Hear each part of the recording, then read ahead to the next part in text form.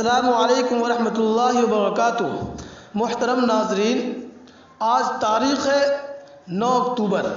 میں آپ کا میزبان محمد جہانگیر سجاد نگری۔ آپ دیکھ رہے ہیں اس وقت آل انڈیا پاورفل نیوز۔ ناظرین، آپ کو ایک اہم خبر آپ سے شیئر کر رہا ہوں۔ بلڈوزر کلچر غیر جمہوری اور ظالمانہ طرز عمل ہے، حکومت اس سے باز رہے۔ General secretary board.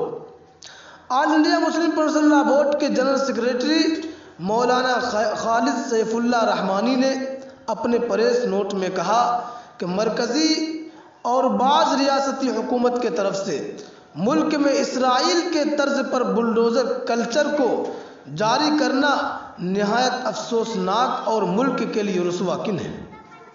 ہندوستان کی شبیہ ایک ایسے جمہوری ملک کی رہی ہے جس میں ہر شہری کو پرامن احتجاج اور اظہار رائے کی آزادی دی گئی ہے، لیکن گزشتہ کچھ عرصے سے حکومت کا رویہ آمریت پسند ہوتا جا رہا ہے۔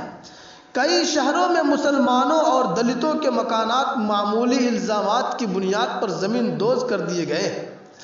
ایک شخص مدتوں محنت کر کے اور گاڑھا پسینہ بہا کر اپنا مکان بناتا ہے۔ یہ مکان بناتا ہے، لیکن اس کے والدین، بچے بچیاں اور بعض اوقات نابالغ بھائی بہن سبوں کی اس میں رہائش ہوتی ہے، اور اس کو ایک مشترکہ ملکیت کا درجہ حاصل ہوتا ہے۔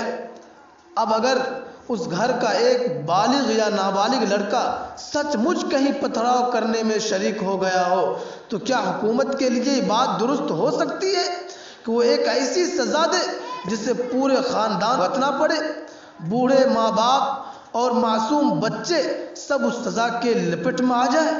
یہ بات بھی قابل توجہ ہے کہ حکومت کا یہ دعویٰ کہ مکان کی تعمیر کی منظوری حاصل نہ کرنے کی وجہ سے مکان کو گرایا گیا ہے، محض کھوکھلا دعویٰ ہے اور جھوٹا بہانہ ہے۔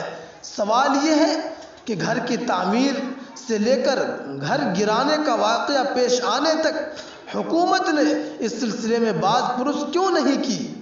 حکومت کی ذمہ داری تھی کہ جس وقت تعمیر کا کام ہو رہا تھا اسی وقت تعمیر کو روکا جاتا۔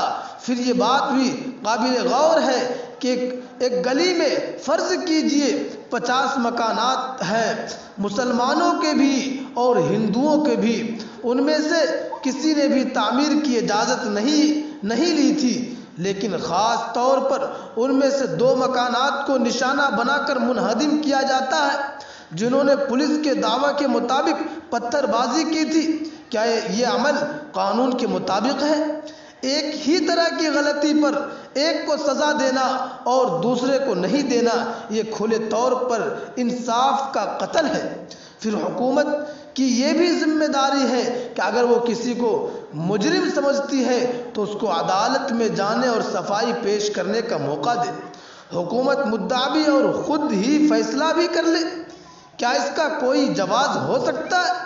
اس لیے حکومت کو چاہیے کہ وہ ایسی نامنصفانہ حرکت اور غیر جمہوری طرز عمل سے باز رہے اور دنیا کی نظر میں وطن عزیز کی شبیہ کو خراب کرنے کی کوشش نہ کرے۔